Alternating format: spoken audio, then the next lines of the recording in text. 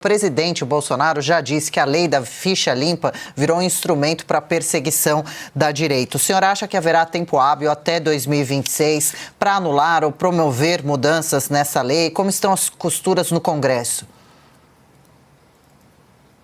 Não ouço o senhor? Será que o senhor mutou aí? Pode habilitar de novo? Agora sim, vamos lá. Muito obrigado. Habilitei de novo. Que eu corri para fazer um café ali rapidinho. Ai, que rápido. Mas a possibilidade ela é real. O presidente Hugo Mota ele já falou que botaria esse projeto adiante. Na verdade, ele tem seguido muito o estilo daquilo do Arthur Lira, né, no tocante a não pender tanto o pêndulo nem para um lado nem para o outro, mas permitir que o Congresso seja o senhor das decisões. Então, no colégio de líderes, cada líder vai levantar ali o que é prioridade para si. Para nós do PL, eu já adianto que o nosso líder Sóstenes é comprometido com a anistia e também com essas iniciativas. E a lei da ficha limpa, ela é uma daquelas coisas que acontece na política, onde você toma uma decisão, vai por um caminho, e quando percebe que ele não é frutífero, você volta, né? Você retorna para como era antes. Eu tenho certeza, todo mundo, e eu me coloco nesse contexto, né? Todos nós que apoiamos a lei da ficha limpa lá no começo, a gente acreditava que ela fosse varrer da política notórios corruptos. Mas o que a gente está vendo é que justamente está ocorrendo o contrário. Os notórios corruptos, devido às suas boas relações pessoais em Brasília, seguem com seus mandatos, enquanto que pessoas da direita, né, o deputado do ex-presidente Jair Bolsonaro, presidente Jair Bolsonaro tem falado isso também, né? Estão sofrendo, né? Estão podendo aí se tornarem inelegíveis. E existe um problema para o qual eu tenho chamado a atenção, que é justamente a inovação do STF em condenar deputados por crime contra a honra. Essa possibilidade ela não foi imaginada pelo Constituinte de 1988. Então, na nossa Constituição, a gente tem lá que aquele que é condenado perde os direitos políticos enquanto surtirem os efeitos da condenação. Um crime contra a honra é um crime menor, vai dar 2, 3 meses de detenção. Né? No Brasil, em bom português, isso vai dar 1 ou 2 cestas básicas. Mas ainda assim, se esses 3 meses da condenação abarcarem o primeiro domingo de outubro de 2026, que é o dia da eleição em 2026, essa pessoa vai estar, né, com seus direitos políticos suspensos. Então eu acho que isso daí não é justo. Eu acho que com essa inovação do STF, a gente tem que fazer uma adequação legislativa também, né? O projeto de lei que regulamenta esse dispositivo constitucional tem que excetuar, né, da perda de direitos políticos os crimes contra a honra, até porque existem pessoas que serão candidatas, né, favoritos, nas mais diversas eleições pelo país, que não tem cargo eletivo ainda.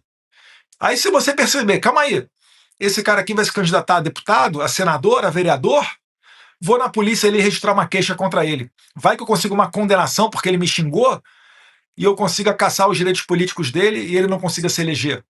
A gente não pode estimular esse tipo de conduta, né? Essa denunciação caluniosa. E eu tenho certeza, né? Se nós não fizermos nada, sempre que possível, esse tipo de iniciativa vai ser colocada adiante, para que deputados e senadores sejam eleitos sob júdice, né? E fiquem nas mãos do TSE ou mesmo do STF após serem eleitos, né, com um processo judicial onde eles tenham ali a possibilidade de assumir os seus cargos de maneira precária, porque vão sempre depender de uma decisão judicial para perder esse cargo, devido a essas trocas de farpas que ele fez no passado, que ensejaram processos de crime contra a honra. Então, estamos trabalhando nisso, nessa alteração legislativa, e eu espero contar com o apoio também do presidente da Casa, Hugo Mota, né, que tem sido muito sensível a essas questões. É preciso a colaboração, é preciso agir. Mais uma, Silvio Navarro.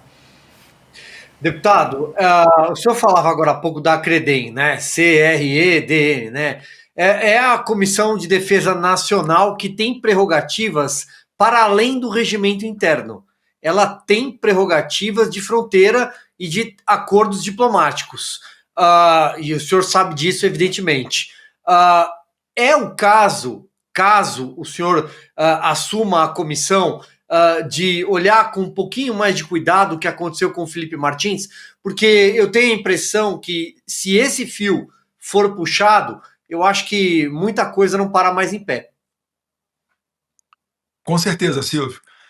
Uma das medidas que a gente quer colocar adiante, e eu já tenho conversado isso, é trazer o Mike Benz ao Brasil para que ele dê o seu depoimento sobre a USAID, mas paralelamente a isso, é muito grave também o que aconteceu com o Felipe Martins, né? Para começar, é esdrúxulo.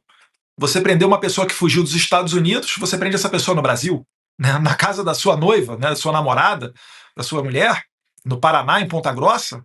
Poxa, isso aí é quase que uma peça de ficção. Mas existem matérias da imprensa mais recentemente dando conta de que Alexandre de Moraes sabia que o Felipe Martins não saiu do Brasil e ainda assim decretou a sua prisão.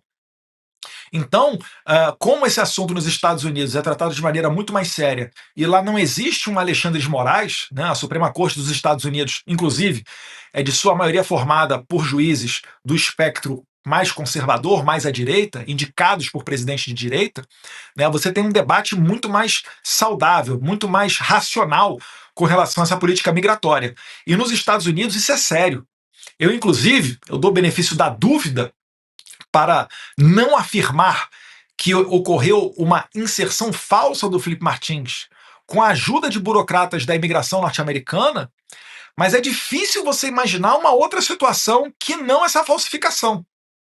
Então, provavelmente, para incriminar um inocente, uma autoridade americana entrou em conluio com uma autoridade brasileira. Aí eu não sei se exatamente quem é que foi, né? Mas provavelmente ocorreu aí esse tipo de pedido, porque eu não imagino que uma autoridade americana absolutamente do nada vai inserir uma inserção falsa do Felipe Martins nos Estados Unidos, mas assim que se identifica essa autoridade americana, e isso não vai ser difícil de fazer, isso está indo adiante, inclusive, nesse momento. Ontem a Ana Paula Henkel trouxe essa novidade em primeira mão, dizendo que o Tom Hannon, se não me engano o nome dele, já está, que é o 01 das fronteiras americanas, ele já está com o caso do Felipe Martins nas mãos dele. Os advogados de Felipe Martins já encontraram com o secretário de Estado, o chanceler Marco Rubio, e isso tudo daí vai fazer com que as autoridades americanas mergulhem dentro do caso do Felipe Martins. Pode ser até o leading case, o caso pioneiro para uma nova política de fronteiras dos Estados Unidos, né? Eu vejo isso daí até com certa probabilidade de acontecer, porque envolve, né, não só a figura do Felipe Martins, que eu falo aqui nos Estados Unidos, que é o Jared Kushner do Jair Bolsonaro, né, um assessor especial de relações internacionais, mas envolve o próprio presidente Bolsonaro em si, que aqui nos Estados Unidos é conhecido como o Trump dos trópicos. Então é um caso que tem todos os ingredientes para ser uma grande bomba aqui nos Estados Unidos. E uma vez achado, encontrado esse burocrata que fez essa inserção falsa no sistema migratório americano, vai vir naturalmente o segundo passo, que é perguntar para ele se ele teve alguma colaboração de autoridade brasileira. E aí, aí eu acho que todo mundo já consegue imaginar o desfecho disso. Vai ter gente sem passaporte, mas isso daí vai ser o mais leve, tá? Porque aqui nos Estados Unidos essa falsificação é crime. Os Estados Unidos vai correr atrás de uma prisão dessas pessoas. Essas pessoas vão ficar impedidas de sair do Brasil, né? Elas só não virão para os Estados Unidos porque o Brasil não extradita os seus nacionais para outros países. Mas é provável que os Estados Unidos movam uma ação criminal, mande para o Brasil para que o Brasil cumpra, né, com essa punição aos agentes envolvidos. Então vamos dar uma olhada, mas esse caso do Felipe Martins é um caso que inclusive está bem adiantado. Não sei se a Ana Paula Henkel tem mais alguma novidade, mas é um dos casos que... Enquanto o deputado Bolsonaro falava, matéria exclusiva da Revista Oeste, do repórter Christian Costa, agora de 26 de fevereiro. Moraes acompanhava a localização de Felipe Martins meses antes de prendê-lo.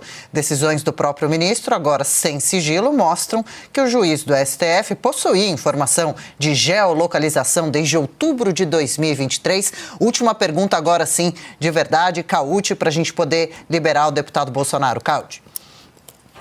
Deputado, eu queria lhe perguntar mais uma questão sobre um cenário até 2026. O governo atual já é muito impopular, levou uma derrota histórica nas eleições do ano passado, nas municipais, poderá ter uma derrota ainda maior, sofrer uma derrota ainda maior nas eleições de 2026. Teremos uma inflação elevada, juros altos, recessão, e esses casos vindo dos Estados Unidos. Na sua opinião, o que vai acontecer no sentido de, o senhor espera que teremos mais ações abusivas por parte do Supremo para tentar blindar ou limitar essa derrota do governo? Como o senhor e a direita brasileira estão pensando em reagir a uma eventual investida ilegal por parte do STF para evitar que o atual executivo perca as eleições? E, eventualmente, o senhor espera que esses casos, teremos novidades até 2026 que possam mudar as eleições brasileiras vindo dos Estados Unidos? Exemplo, o USAID tendo modificado, alterado a normal dialética democrática no Brasil, esse caso do Felipe Martins, ou abusos que a gente está vendo. O que o senhor espera, qual o cenário que o senhor está vendo até outubro, novembro de 2026? Eu acho que em 2026 a eleição vai ser muito pendente para a direita, devido a esses fatores que você acabou de falar, de crise econômica, dentre outros. Eu acho que haverá várias frentes de investigação de autoridades americanas com relação ao caso do Felipe Martins, essa inserção falsa no sistema migratório dos Estados Unidos, né? O próprio Elon Musk, que está à frente, junto com Mike Pence, nessa questão toda envolvendo o dinheiro da USAID para a doutrinação de imprensa internacional, ou mesmo suporte, né, estrutura para que os países possam colocar adiante aquelas agendas woke e também as agendas de supostamente combate à informação, mas que no final a gente sabe que acaba desaguando em dinheiro para a oposição, para combater a oposição à esquerda, né? Matérias de vocês da Oeste também, com muita coragem, publicaram da embaixada norte-americana, a embaixadora Bagley, dando R$170 mil para o Instituto do Felipe Neto, né? Felipe Neto que fala que os Estados Unidos é um país genocida. Então, isso tudo vai aumentar a revolta, isso tudo vai aumentar a ojeriza com relação às estratégias da esquerda, né? Quando essa verdade toda vier à tona, e isso daí vai ser um terreno fértil para a direita conseguir dominar o cenário político em 2026. Só que a gente não pode subestimar os nossos inimigos, né? Por exemplo, a gente tem que ter consciência de que a gente está vivendo numa ditadura. Eu aconselho, por exemplo, aqueles que forem ser candidatos ao Senado, para não fazerem igual eu fiz aqui agora há pouco, né? Eu faço isso porque já é uma opinião escrachada e todo mundo sabe disso há muito tempo, né? Da minha opinião de votar a favor do impeachment do Alexandre de Moraes, mas eu tenho certeza que se desde já você fala que é a favor do impeachment do Alexandre de Moraes, eles vão tentar dar uma maneira de te bloquear na eleição. Então, mantenha a sua opinião, trabalhe para ser eleito, e uma vez a gente tendo a possibilidade, aí sim, né, a gente consegue colocar essas políticas adiante. Mas eu acho que o futuro ele é muito promissor. Eu só tenho receio com relação ao sistema das urnas eletrônicas. O meu problema não é votar numa maquininha. A gente pode votar até numa pedra. O meu problema é quem conta os votos numa sala secreta, né? Se nós tivermos uma maneira de fazer uma recontagem dos votos e, principalmente, fazer uma contagem pública, igual aconteceu no Brasil até 1996, igual acontece na Argentina, igual acontece em vários estados dos Estados Unidos, eu tenho certeza que a direita vai ampliar, né, vai fazer uma grande maioria dentro do Congresso Nacional e muito provavelmente elegendo até o presidente, se Jair Bolsonaro puder concorrer nessas eleições.